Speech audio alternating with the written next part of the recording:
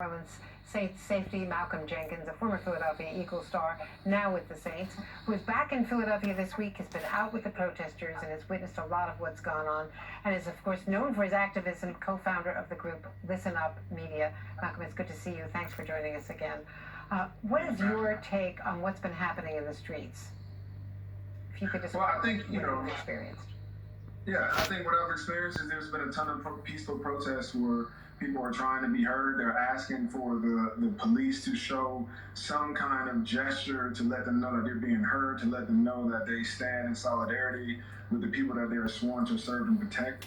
And then you also see, the violence and some of the looting by other groups. But I think those two things are not connected. And I think that the disappointing thing is that oftentimes those two groups get lumped together. But I think people are tired, their anger is justified, and they want to be heard. And I think it's up to leadership in the city, leadership in the state and the country to make sure that they are allowing people to be heard, they're allowing peaceful protests to continue while still maintaining peace and order. One of the things the president said when he was on the call with the governors yesterday and arguing with the governors and blaming them and the mayors for not keeping peace and saying he had to assert order and that he was going to dominate. He said Philly is a mess. From your perspective, the balance between agitators and those who are violent and the peaceful protesters, what have you seen?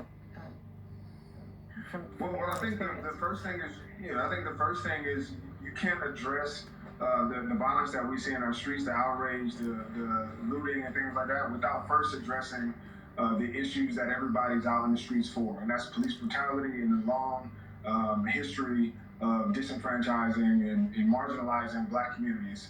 And so before we start to talk about property and all of the things that are happening in the streets, we must first get a message that we will not stand and will not condone brutality from the police force. And until that is the first priority, people will continue to be in the streets, people will continue to make their voices heard. And unfortunately, we haven't seen that signal from leadership from the top down.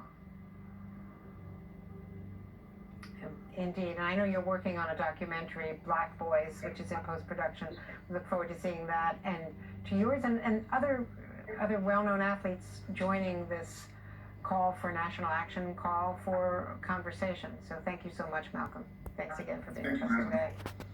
Thank you. And coming up in